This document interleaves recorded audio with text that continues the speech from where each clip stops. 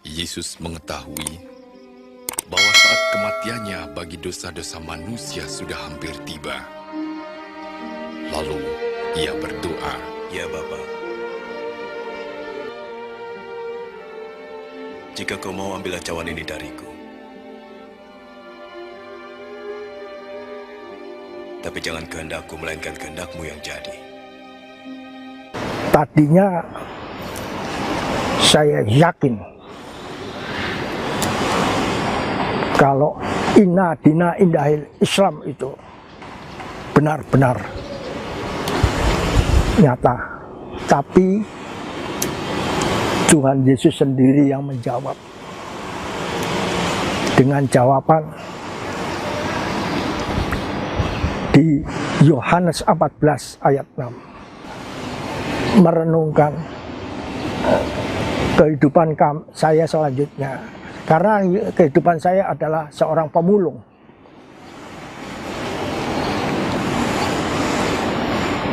Jadi hanya satu pegangan saya, harapan saya. Saya hanya satu harapan saya mengharapkan pada Tuhan Yesus. Kasih karunia Tuhan Yesus itu dinyatakan. Dan Tuhan Yesus tidak pernah berdusta, berbohong. Tuhan Yesus berkali-kali mengatakan, jangan takut, jangan takut, jangan takut Umar. Aku akan menyertai engkau. Sampai kapan Tuhan? Sampai akhir zaman, bukan akhir hayat saya, sampai akhir zaman. Yang benar Pak Umar, itu semua jawabannya ada di Alkitab. Bagaimana pertama kali Bapak mengenal Tuhan Yesus, Pak? Saya sendiri juga heran, bingung, mengapa saya bisa menjadi manusia, istilahnya manusia penjilat, tidak komitmen. Tadinya saya yakin kalau inna dina indahil Islam itu benar-benar nyata. Tapi Tuhan Yesus sendiri yang menjawab dengan jawaban di Yohanes 14 ayat 6, yang mana kira-kira semuanya saudara-saudara kita bisa membaca di Alkitab. Yohanes 14 ayat 6 itu. Itulah dina sirotol mustaqim. Ya kana budu ya kana stain. Dina sirotol mustaqim. Itu kerap kali ditanyakan dan sudah kerap kali dijawab sama Tuhan Yesus. Dan saya pada mulanya adalah nggak yakin, nggak percaya. Saya nggak percaya. Tapi karena itu kebesaran Tuhan Yesus, kemuliaan Tuhan Yesus dinyatakan, terbukti sekarang inilah saya benar-benar mengenal Tuhan Yesus yang sebenarnya. Perlu saya buktikan, saya nyatakan, saya anukan, karena ini benar-benar pengalaman hidup saya, tidak rekayasa, tidak saya buat-buat. Saya hingga bisa merubah puji-pujian saya dulu puji-pujian saya adalah Allahumma sholli ala Muhammad ya Rabbi sholli alaihi wasallim subhanallah walhamdulillah la ilaha illallah wallahu akbar la haula wala quwata illa billahil azim Nah sekarang sama Tuhan Yesus, heran saya, lidah saya kok bisa memuji Tuhan Yesus dengan bahasa yang asing lagi. Saya kalau ditanya juga nggak ngerti apa artinya. Into my heart, into my heart, come in to my heart, Lord Jesus. Mar, artinya apa? Nggak tahu saya. Begitu semua yang nyetak, yang membuat itu Tuhan Yesus sendiri. Saya kalau ditanya artinya juga nggak tahu, tapi saya bisa buktinya. Come in today, come in to stay, come into my heart, Lord Jesus. Ahlan wa sahlan, ahlan wa sahlan, marhaban ya Allah ya Jesus. Subhanallah walhamdulillah, la haula wala quwata. Amin. Artinya juga sama semua, tapi saya nggak tahu, saya kurang bisa. Nah inilah kebesaran Tuhan. Tak ada yang mustahil bagi Tuhan. Apabila sudah dibukakan pintu, nggak ada yang bisa menutupnya. Dan sudah ditutup sama Tuhan Yesus, nggak ada yang bisa membukanya. Di situ. Kalau Tuhan Yesus sudah berkehendak, manusia setolol saya bisa. Saya bisa. Karena ini semua bukan karena Umar, semua karena Tuhanku yang maha mulia, maha dahsyat.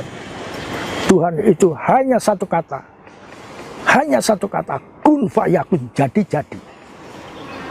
Gak ada yang bisa menanding. Kalau pengalaman pribadi Pak Umar, ketemu Tuhan itu seperti apa? Jadi gini Pak, kok bisa berubah total gitu loh Bapak kan? Nah bagaimana pengalaman pribadi Bapak? Saya sendiri heran. Kalau malam saya merenung, renungan saya kalau pagi juga saya merenung. Tapi kok saya bisa berubah total jadi orang kafir. Menurut mereka saudara-saudara kita, inna dina indahil Islam itu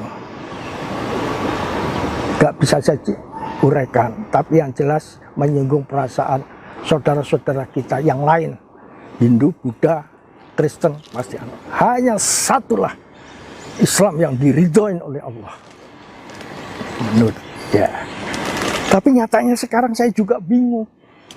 Kenapa saya bisa jadi orang kafir?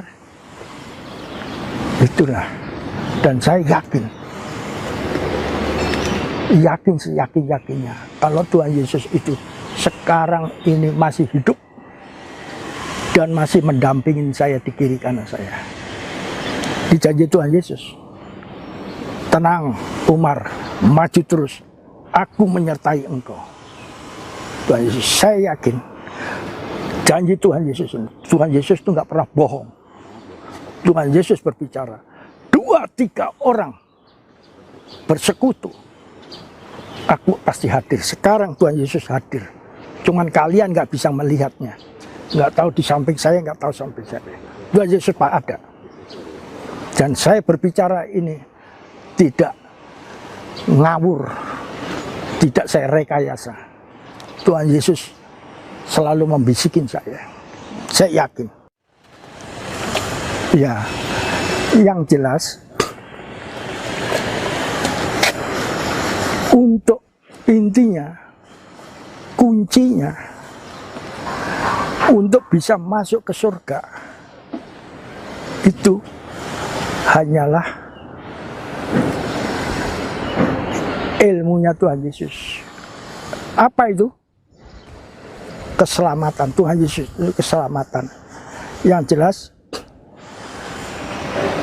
Tuhan Yesuslah yang sudah menebus semua dosa-dosa di dunia ini. Itu Bukan pembicaraan saya, pembicaraan Tuhan Yesus sendiri. Orang ngomong itu kan paling gampang, paling pinter lah orang ngomong. Sampai orang pinter ngomong, itu labelnya, jabatannya, panggilannya, apa? Haji Jarkoni. Apa Haji Jarkoni itu? Bisa ngajar, nggak bisa ngelakoni. Itu. Jadi orang itu paling pinter kalau menasehati. Orang itu paling mudah jadi guru. Tapi untuk melakukannya ada ayatnya juga. Bukan saya itu merekayasa. Ayatnya di mana? Di Yakobus. Apa bunyinya? Iman tanpa perbuatan pada hakikatnya adalah mati sia-sia. Paling gampang orang itu nasihatin orang, paling gampang. Teori paling mudah, prakteknya yang paling susah. Nah, saya juga bisa bicara kayak gitu. Makanya saya pun juga dinasihatin, jagalah lidahmu. Banyak manusia itu yang dosa karena lidah. Lidah itu kecil. Ada ayat mengatakan api itu kecil, tapi bisa membakar apa itu hutan yang begitu luas hanya dari api yang kecil. Itulah anunya lidah. Makanya Tuhan Yesus ngajarin. Semua itu yang saya bicarakan tidak keluar daripada konteks Alkitabiah. Saya nggak mau.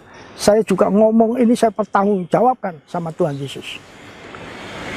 Karena kalau saya salah ngomong, segala sesuatunya itu ada upahnya. Saya dosa. Saya pinter ngomong, pinter nasihatin, tapi saya tidak melakukan. Itu tadi, upah daripada dosa apa? Rumah mewah. Enggak, upah daripada dosa adalah maut. Itu sudah kata-kata Tuhan Yesus. Sudah nggak bisa di ini lagi. Makanya hati-hati dengan jaga mulut, jaga bibir, jaga lidah. Disinilah saya berbicara. Banyak mungkin amal zariah, zakat, sodakoh, infak itu harus diperbanyakin. Jadi usaha sendiri.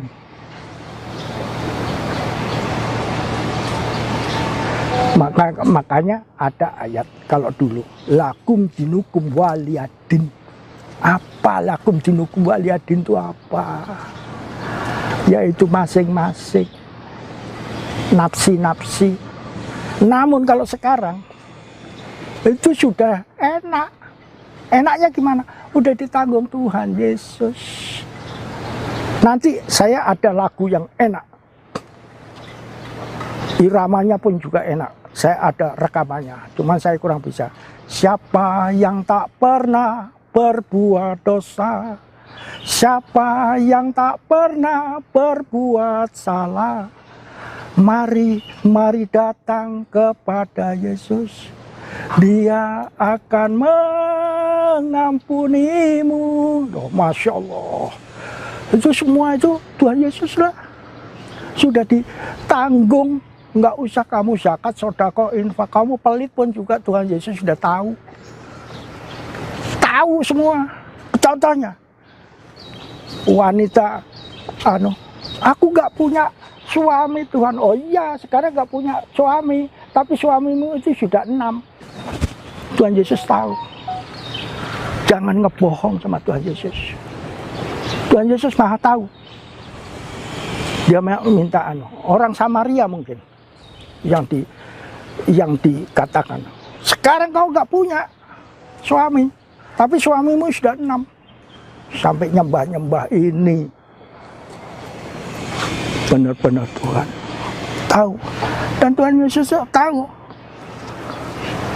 Jangan malah lagu yang nanti kalau tak bukakan lagunya enak sekali. Jangan takut mengaku salah, jangan takut merasa dosa. Tuhan Yesus akan mengampuninya. Tuhan Yesus Maha Kasih. Kasih dengan apa? Dengan kasih yang setia. Ada. Yang benar Pak Umar, ada rekaman saya di mobil. Tadi mau saya bawa. Nih, lagunya indah sekali. Ya itu tadi.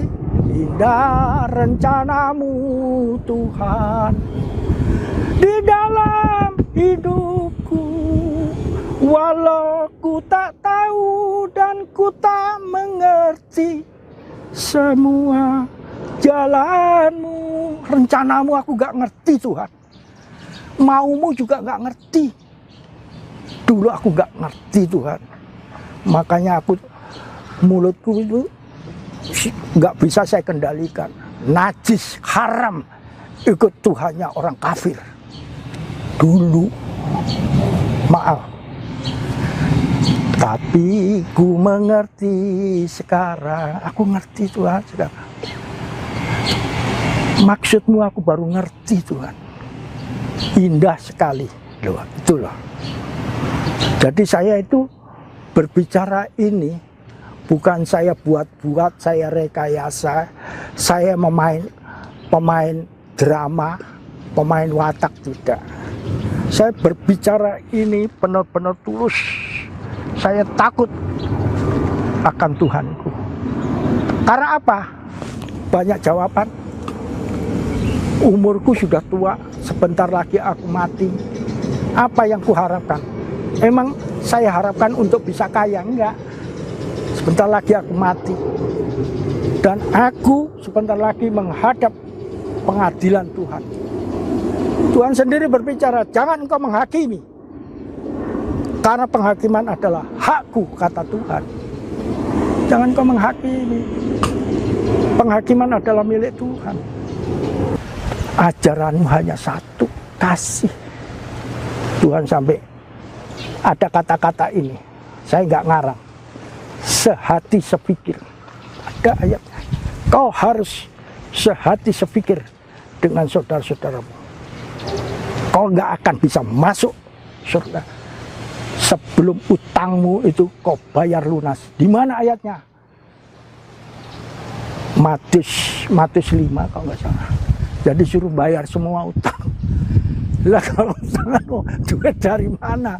Orang saya ini pemulung ya Allah. Tapi bisa. Keajaiban Tuhan itu sampai di situ, ditunjukkan keajaiban Tuhan.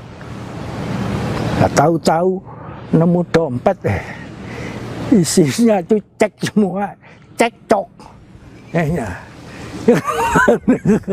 Lunas semua. Itulah keajaiban Tuhan. Jangan engkau pelit. Tuhan ada yang menyebar hartanya, nggak gembel-gembel ya. Ada orangnya, ada. Ayatnya ada. Ayatnya di mana? Amsal 11:24. Makanya saya berbicara ini tidak lepas daripada istilahnya konteks Alkitabiah. Saya kalau berbicara itu enggak karangan, enggak mengarang, enggak mengada-ada, tapi fakta aku berbicara. Yesus mengetahui bahwa saat kematiannya bagi dosa-dosa manusia sudah hampir tiba. Lalu ia berdoa, Ya Bapa, jika kau mau ambil cawan ini dariku, tapi jangan kehendakku melainkan kehendakmu yang jadi.